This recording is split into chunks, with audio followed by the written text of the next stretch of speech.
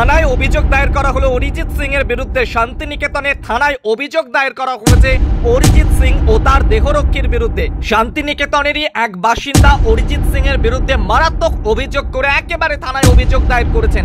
শান্তিনিকেতনের বাসিন্দা কমলাকান্ত লাহা অরিজিৎ সিং ও তার দেহরক্ষীর বিরুদ্ধে অভিযোগ দায়ের করেছেন। কিন্তু কেন এই অভিযোগ দায়ের করা হলো? সূত্রের খবর, অরিজিৎ সিং গত কয়েক মাস ধরে শান্তিনিকেতনের একটি জায়গাতে নিয়মিত শুটিংয়ে যুক্ত থাকছেন এবং সেখানে একটি রাস্তা আংশিকভাবে আটকে রাখা হয়, যা স্থানীয়দের ভোগান্তির কারণ হয়ে দাঁড়ায়। আর সেখানেই রাস্তা দিয়ে যাওয়ার সময় এক ব্যক্তিকে একেবারে আটকে দেন অরিজিৎ সিং এর গার্ড যারা রয়েছেন তারা। সেখানেই ব্যক্তির সঙ্গে ধস্তাধস্তি হয়, ব্যক্তির আংটিও হারিয়ে যায় বলে জানিয়েছেন ব্যক্তি অভিযোগপত্রে। আর এরপরে ব্যক্তি থানায় ছুটে যান, তার চোট লেগেছে, আংটি হারিয়েছে বলে মানুষকে হয়রানি করা হচ্ছে বলে থানায় সরাসরি অভিযোগপত্র দায়ের করলেন ওই ব্যক্তি অরিজিৎ সিং এর বিরুদ্ধে।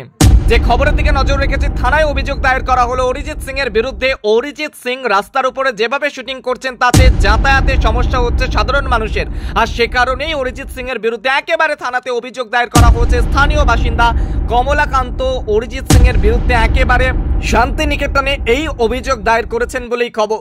আর এই গোটা ঘটনা বীরভূম জেলার পুলিশ সুপার জানিয়েছেন, গোটা ঘটনার তদন্ত শুরু হয়েছে, সব দিকে বিষয়টি খতিয়ে দেখা হবে। তিনি আশ্বস্তও করেছেন উভয় পক্ষের বক্তব্য শোনার পর প্রয়োজনীয় ব্যবস্থাও নেওয়া হবে।